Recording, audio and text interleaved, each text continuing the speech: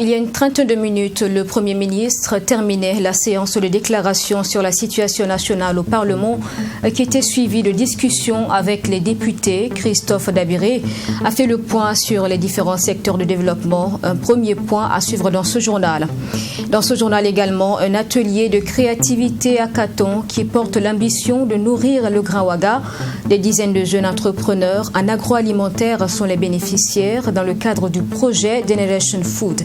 Et puis, enfin, dans ce 20h, la France tente d'apporter un répit dans le conflit israélo-palestinien.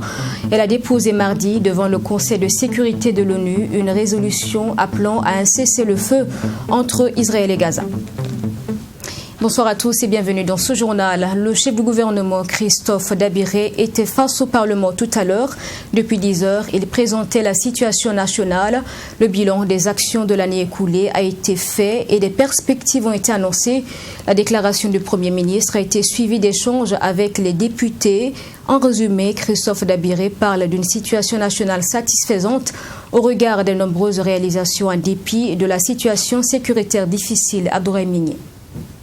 Nous avons engrangé des résultats tout à fait acceptables, voire satisfaisants. Le Burkina Faso se porte bien selon le chef du gouvernement. Malheureusement, la situation sécuritaire constitue la tache noire du bilan.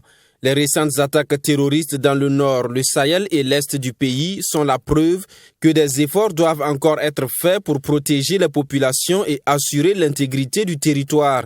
Malgré tout, Christophe Dabiré se félicite des actions menées qui ont permis de réduire les attaques au cours de la fin de l'année 2020, de réinstaller des populations déplacées dans leur localité et de rouvrir 400 écoles. Nous sommes conscients des dysfonctionnements qui persistent dans notre système de sécurité nationale, mais nous travaillons à les corriger dans le souci d'accroître l'efficacité de nos unités combattantes.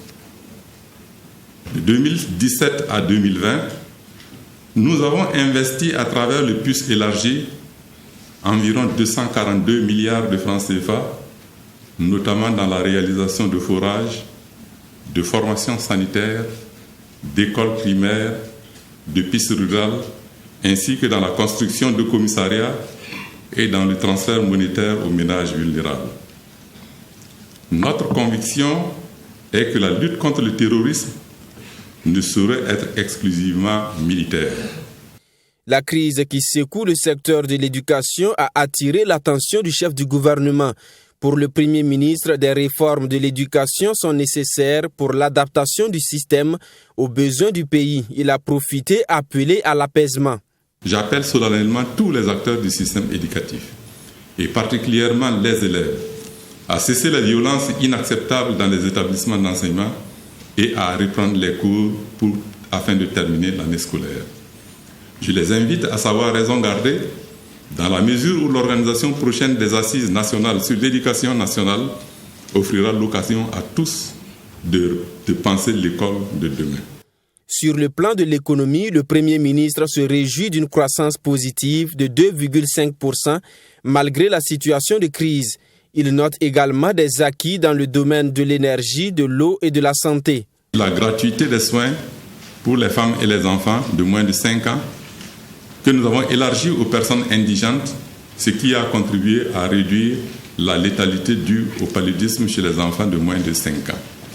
De la construction, l'équipement et la normalisation des structures sanitaires afin de réduire le rayon moyen d'action théorique de formation sanitaire de 6,7 km en 2015 à 6,3 km en 2019. L'engagement zéro corvée d'eau reste la référence de nos actions.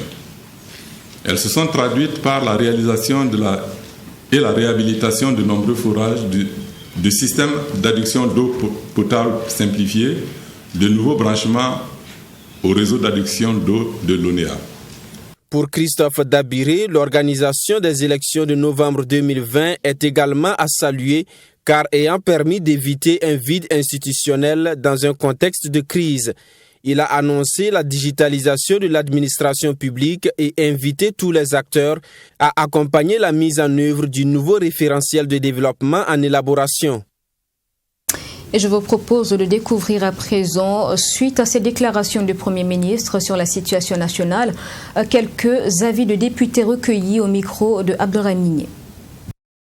De l'analyse de l'ensemble du discours, je pense que dans la forme, le discours y est, dans le fond également, dans la mesure où il a décliné d'abord le contexte dans lequel le pays s'est comporté depuis 2020 à nos jours. Il a également décliné les différents acquis de son gouvernement dans l'ensemble des domaines.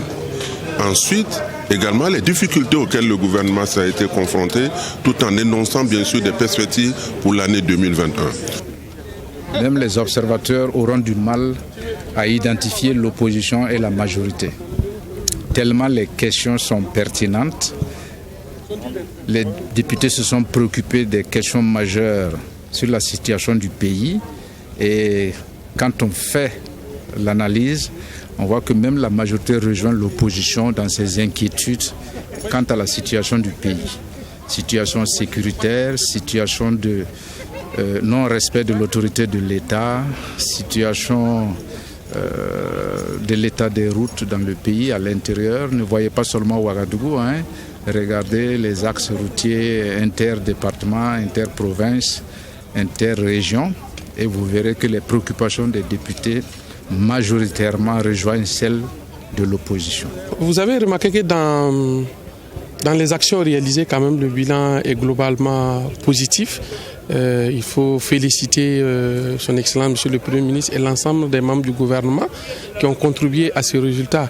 Et vous aurez constaté aussi que le chevet dans la soupe, ça a été l'insécurité que nous vivons tous, qui n'est pas à cacher, qui nous subissons tous, qui est l'épine dorsale à laquelle effectivement le gouvernement devra effectivement accentuer les actions qui sont toujours en cours en vue d'avoir des résultats probants. Parce que les gens entendent les populations attendent, ce sont les résultats, de constater que les situations s'est améliorée nettement. Comme je suis novice, c'est-à-dire que c'est la première fois que j'entends un discours sur la nation, bon, je peux dire que ce qui a été dit, c'est au moins faire un bilan. Il a donné ce qui a été fait pendant les 5 années. Heureusement pour nous que pour lui c'est pratiquement une continuité. Comme ça, il apprécie déjà ce qui a été réalisé. Bon, contrairement à ce que les uns et les autres disent, il y a des perspectives. Parce que la perspective c'est quoi? C'est de maintenir au moins le taux de croissance au chiffre actuel, sinon améliorer. Donc je pense que par rapport à la feuille de route et le programme du chef de l'État, je pense qu'il est parti pour dérouler ce programme-là pour répondre au cahier de charges qui lui a été attribué. La préoccupation qui est revenue de manière récurrente, c'est la question de la sécurité, la question des infrastructures, mais également aussi au niveau de la question des scolaires, les mouvements qui sont en cours en ce moment. Et là, vraiment, nous attendons à ce que quelque chose soit fait. Il y a des promesses qui ont été faites sur le volet des infrastructures, mais on constate qu'aujourd'hui, nous avons beaucoup de villes qui ne sont pas reliées par le bitume. Nous avons beaucoup de voies qui sont en mauvais état, qui ont besoin d'être refaites. Sur le volet sécuritaire, cela concerne les questions liées vraiment à ce qui est fait, l'appui, l'accompagnement des forces de défense et de sécurité, l'accompagnement des volontaires des VDP et également aussi l'action qui a été menée ces derniers temps pour permettre de retrouver un peu de sérénité sur certaines parties du territoire. Mais surtout, c'est de voir qu'est-ce qui va être fait pour que nous puissions retrouver un calme définitif sur l'ensemble du territoire et de manière vraiment pérenne. Je vous parlais en titre de cet atelier de créativité à Caton qui porte l'ambition de nourrir le Grand Ouaga. 60 jeunes entrepreneurs en agroalimentaire en bénéficient aujourd'hui et demain. Cette opportunité leur est offerte par la commune de Ouagadougou en collaboration avec Récolto, initiative qui s'inscrit dans le cadre du projet Generation Food mis en œuvre par l'Agence de développement économique urbain. Sanata Serem. Le projet Generation Food consiste à renforcer les capacités des jeunes entrepreneurs dans le domaine agroalimentaire. Ce jeudi, ils sont 60 jeunes entrepreneurs à prendre part à cet atelier de créativité hackathon qui se veut un cadre d'échange et de renforcement des capacités. Il s'agit donc au cours de cet atelier de mûrir les idées d'entreprise proposées par ces jeunes. Il y en a qui ont proposé des projets dans l'élevage, dans l'agriculture, dans la transformation des fruits et légumes. Et il s'agit pour eux de voir de façon plus concrète, est-ce que les idées qu'ils ont proposées là restent du domaine du possible? Ou bien qu'est-ce qu'il faut faire pour que ces idées-là soient plus proches du possible? Aujourd'hui, c'est une entrée en matière, donc on va faire beaucoup plus dans la communication et aussi avec des groupes de travail. On répartit les différents participants en groupe de 6-7 et on réfléchit sur les idées qu'eux-mêmes ont portées dans le secteur de l'agroalimentaire. Pour la mise en œuvre du projet Generation Food, l'Agence de développement économique urbain bénéficie de l'appui technique d'Agricolto en Afrique de l'Ouest, une organisation internationale qui œuvre dans le secteur agricole. Generation Food, c'est un axe dans la composante stratégique de Agricolto sur l'alimentation saine des villes. Et sur ce axe-là, c'est principalement donc l'entrepreneuriat des jeunes. Dans ce processus-là, le jeune a son idée, mais souvent qui mérite d'être mûri, d'être approfondi. Et il a besoin d'être mis en relation. Et donc ce processus-là va l'aider à donc approfondir son idée et en démarrant par le hackathon qui lui ouvre un certain nombre l'expose donc aux opportunités qui existent, mais également aux défis. Nourrir le Grand Ouaga, opportunités et défis pour les jeunes entrepreneurs, c'est le thème qui fera l'objet d'échanges au cours de cet hackathon. Une initiative saluée à sa juste valeur par le deuxième adjoint au maire de la ville de Ouagadougou. Je crois que c'est une première quand même en Afrique, notamment à Ouagadougou. Et de ce point de vue-là, nous, au niveau du conseil municipal, nous en félicitons. Et nous remercions vivement en tout cas l'ADE et les différents partenaires qui sont en tout cas engagés en tout cas, à envoyer une nouvelle dynamique, à une formation, une autre vision pour notre jeunesse au niveau de la commune de Ouagadougou. Le projet Generation Food a été financé par la Fondation Gilaise et ce sont au total 80 jeunes qui ont été sélectionnés sur appel à projet pour bénéficier d'un accompagnement dont 60 débutants et 20 ayant une expérience. Le projet est prévu pour durer 2 ans. Le groupe Sonar, société d'assurance et de réassurance, vient mettre sur le marché un tout premier produit d'assurance auto-innovant. Cette innovation vient répondre à l'évolution de l'environnement économique et social, également satisfaire les attentes des automobilistes. Le produit a été présenté ce jeudi au cours d'un déjeuner de presse compte rendu avec Mamidriana Kamabou. Sonar Auto Assure est le nouveau produit en assurance mis en place par la Société nationale d'assurance et de réassurance. Cette nouvelle offre permet de rendre davantage accessibles leurs produits d'assurance aux clients. C'est aussi une façon pour la Sonar de répondre aux attentes de sa clientèle en temps et en heure. Nous lançons ce produit parce que nous avons fait un constat. Parfois, nous avons des véhicules d'un certain âge ou certains de nos clients qui n'ont pas les moyens pour souscrire à certaines garanties. Et par moment, ils ont des accidents dont ils ne sont pas responsables, mais ils ont des difficultés pour dédommager, pour réparer rapidement les véhicules. C'est pourquoi nous avons une garantie nouvelle qui est la vente sur recours, qui permet de mettre déjà un capital donc, à la disposition donc, de nos clients pour que ces véhicules puissent être réparés rapidement parce que parfois, c'est un véhicule que les clients utilisent pour aller au travail, c'est un véhicule qu'on utilise pour déposer les enfants à l'école et ce n'est pas correct que quand il y a un sinistre ou quand il y a donc des difficultés, ce véhicule soit immobilisé pendant longtemps. Sonar a conçu d'autres formules permettant une meilleure protection du conducteur, des passagers et du véhicule en fonction des besoins des clients. Il s'agit notamment des formules tiers, tiers plus et optima. La formule tiers, vous avez naturellement la garantie responsabilité civile qui est une garantie obligatoire. Quand vous avez un véhicule terrestre, moteur, vous avez l'obligation de souscrire à cette garantie. À cette garantie, nous ajoutons par exemple l'avance sur recours. La formule tiers plus est légèrement plus onéreuse que la formule tiers et nous avons une dernière formule qui est la formule optima qui couvre totalement toutes les garanties.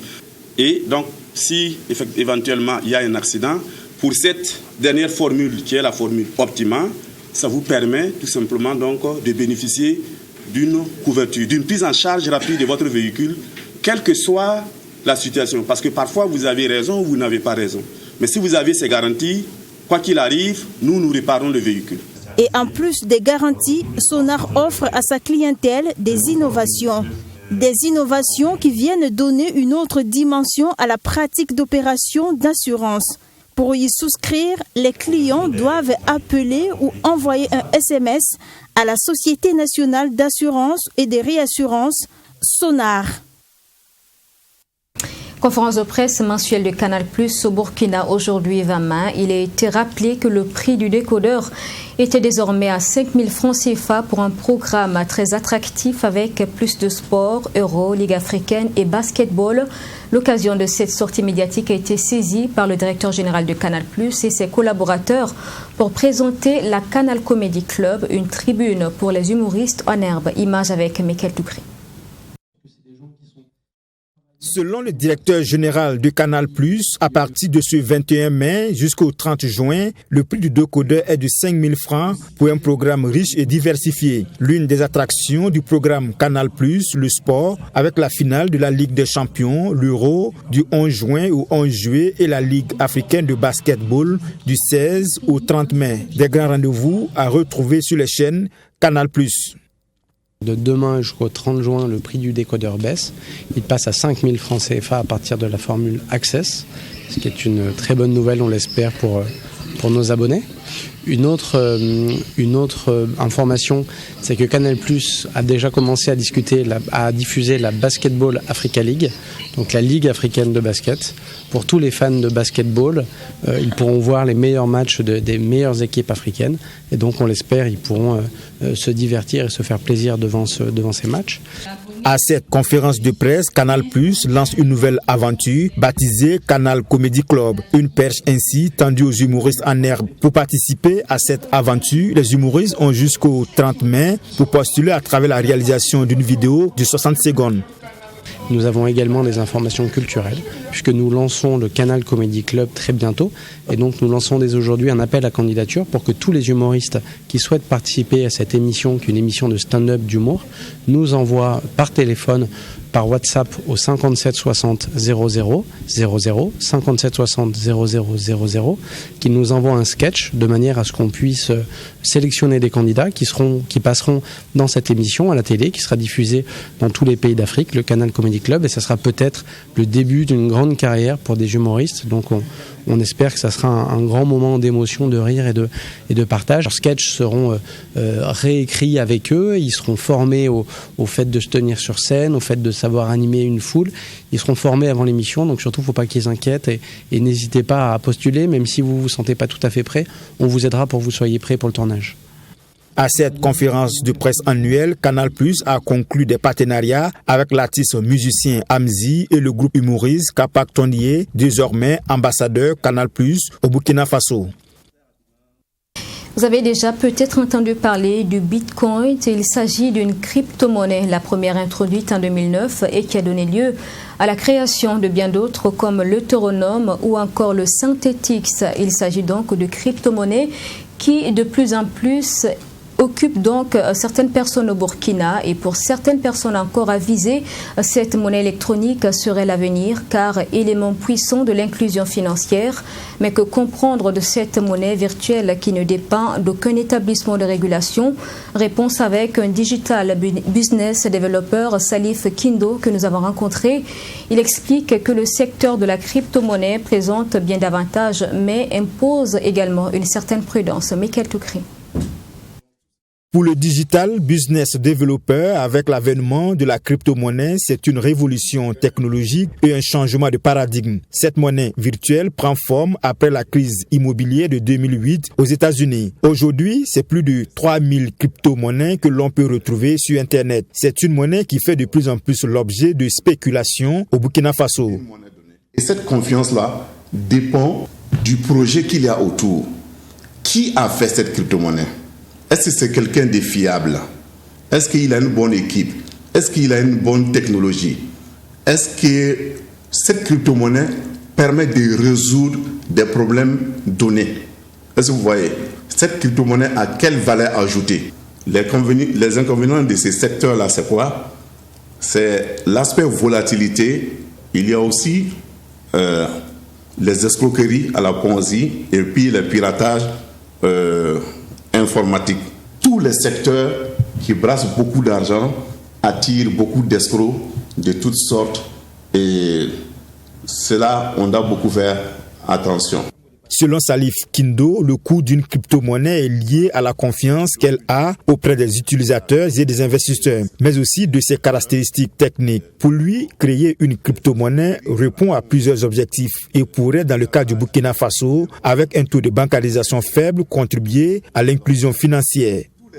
C'est le jeu de l'offre et de la demande qui fait le prix d'une crypto-monnaie par rapport à une monnaie fiduciaire donnée. Par exemple, le dollar ou bien le CFA ou bien l'euro. De la même manière que le mobile money peut contribuer à l'inclusion financière, la crypto-monnaie aussi peut contribuer à l'inclusion financière. Le fait qu'avoir un wallet quasiment comparable à un compte bancaire, est-ce que vous voyez?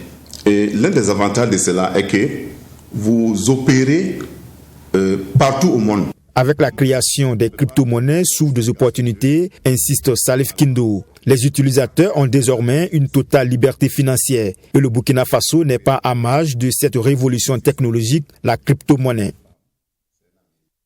Une autobiographie dans ce journal, une source d'amertume, a été présentée à la presse ce 20 mai. L'œuvre décrit les réalités vécues par les membres d'une famille format polygamie. En 141 pages, l'auteur Alain Bontouréen dit, je cite, se décharger et de fortes charges émotionnelles qu'il porte par rapport au sujet de la vie donc dans une famille polygame. Dédicace avec Fatimata Nikiema et Baraki Sarabdo. Dépeindre les réalités de la famille polygamique et inviter les familles dans les situations de désaccord entre membres à se réconcilier. C'est l'objectif recherché par l'auteur du roman intitulé « Une source d'amertume ». C'est également une œuvre qui décrit les difficultés qu'a dû traverser le personnage principal Loulou, issu d'une famille polygamique. Loulou a été victime de certaines embûches de son enfance qui a peut-être été à la base peut-être à la fin de certains espoirs, parce que si tu es victime de beaucoup d'embûches, évidemment, tu peux ne pas atteindre tes objectifs. Donc, c'est pourquoi je dis que dans la famille, il faut toujours extraire ces mots de sentiments, les jalousies, la calomnie, tous ces petits sentiments qui minent nos sociétés. Il faut ôter ça de nos sociétés, de nos familles d'abord, pour en fait constituer une famille, une société qui est encore différente, là où il fait bon vivre. Ce roman de 141 pages, divisé en plusieurs chapitres, fait cas de la conception d'une famille polygamique dans laquelle a grandi le personnage principal. Et selon l'auteur, cette œuvre se présente comme une œuvre autobiographique. L'écriture est pour moi une manière de se débarrasser, de se débarrasser de quelque chose que tu vois et que tu ne sais pas comment corriger. D'une erreur que tu vois et que tu ne sais pas comment corriger. Donc tu ne sais pas à qui tu vas parler. Et même si tu parles, ce n'est pas évident qu'on puisse te comprendre et qu'on puisse t'accepter d'ailleurs. Donc je pense qu'en utilisant le chemin de l'écriture, c'est une manière d'avouer, de décharger ce qu'il y a dans la société, les mots de la société, pour que chacun puisse prendre conscience de ça. Né le 10 septembre 1979 à Kamti, Bouti, dans la région du Sud-Ouest, Alain Bontouréen est restaurateur et présentement agent en service à l'intendance de la présidence du Faso. Ces jours 20 mai dédiés à la dédicace de son œuvre, il a bénéficié de l'accompagnement de Bernadette Dao, une doyenne de l'écriture. Rappelons qu'une source d'amertume est son tout premier roman. Actualité au Mali, malgré les nombreuses chartes et conventions relatives aux droits et à la santé, de la procréation qui ont été ratifiées, la problématique des violences faites aux filles et aux femmes demeure. Le projet Ma Santé, Mon Droit donne la parole aux victimes pour contribuer à résoudre la question, ce notamment à travers un grand dialogue organisé mardi entre les sans-voix et les autorités à Bamako. Le projet est piloté par un consortium d'associations et d'ONG. Reportage donc à Bamako avec notre correspondant Borem Assoulou. Ce dialogue vise à permettre aux jeunes et adolescents et adolescentes vulnérables appelés les sans-voix d'interpeller les autorités sur leurs droits de santé sexuelle et reproductive. C'est dans le cadre du projet Ma Santé, Mon Droit. Nous avons voulu aujourd'hui donner la voix à ces sans-voix-là pour que ce soit ces personnes-là elles-mêmes qui s'expriment sur leur vécu, sur leurs souffrances, mais aussi alerter et aussi mener des plaidoyers à l'endroit des autorités pour la prise en compte de leurs besoins spécifiques. Malgré la ratification des tests au niveau international et l'adoption des tests au niveau national, les phénomènes comme le mariage précoce et l'excision sont des réalités qui perdurent au Mali. Cause de la satisfaction des jeunes filles face à une telle initiative. Je pense que cette initiative, si même on a l'occasion de le faire chaque fois, on le fasse. Pour que chacun puisse connaître ses droits en matière de santé de la reproduction. C'est vrai, on connaît beaucoup de choses dans la vie, mais c'est connaître sur le plan sexuel.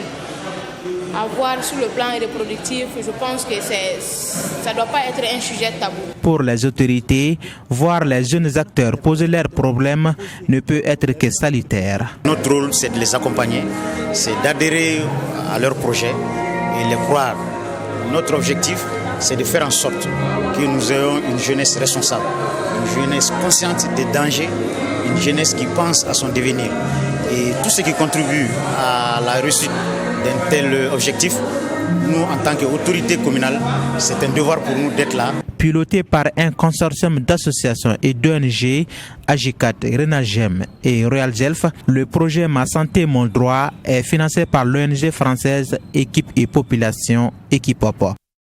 Conflit israélo-palestinien en collaboration avec l'Égypte et la Jordanie. La France a déposé mardi devant le Conseil de sécurité de l'ONU une résolution appelant à un cessez-le-feu entre Israël et Gaza, une proposition qui risque de braquer les États-Unis, pays qui impose son droit de veto depuis près d'une semaine sur le sujet. L'Allemagne, pour sa part, multiplie les démarches diplomatiques dans l'optique d'obtenir une trêve. Regardez. Des explosions ont encore secoué Gaza alors qu'Israël a déclenché une autre vague de frappes aériennes ce jeudi. 5 Palestiniens ont été tués, ce qui porte à 232 le nombre total de Palestiniens morts dans cette enclave depuis le début du conflit le 10 mai.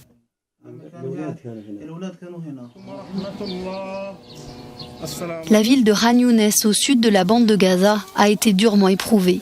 Des avions de chasse israéliens ont ciblé les résidences d'au moins 6 dirigeants du mouvement Hamas au pouvoir dans l'enclave palestinienne de Gaza. L'armée a affirmé que chacun de ces sites abritait des infrastructures militaires. De violentes frappes aériennes ont également endeuillé une rue du camp de réfugiés de Jabalia, dans le nord de Gaza, détruisant des maisons déjà précaires. Israël, de son côté, a fait part d'un bilan des tirs de roquettes du Hamas s'élevant à 12 morts, dont un enfant. Pendant ce temps, les efforts diplomatiques en faveur d'un cessez-le-feu s'intensifient. En visite dans la région, le ministre allemand des Affaires étrangères, Heiko Maas, s'est dit préoccupé par le nombre croissant de victimes civiles. Il a offert son soutien aux efforts d'une trêve. Je suis venu ici pour vous dire ma solidarité. Nous avons souligné à maintes reprises ces derniers jours, et nous continuerons de le faire à l'avenir, qu'Israël a le droit de se défendre contre de telles attaques massives, inacceptables.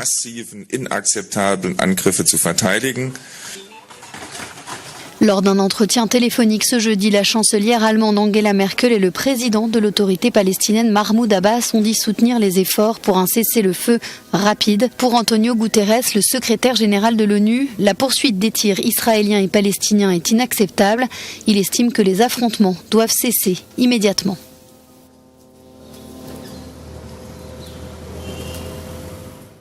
Et voilà pour ce journal. Merci de l'avoir suivi. Je vous souhaite une excellente suite à notre compagnie. Bonsoir et à demain à 20h.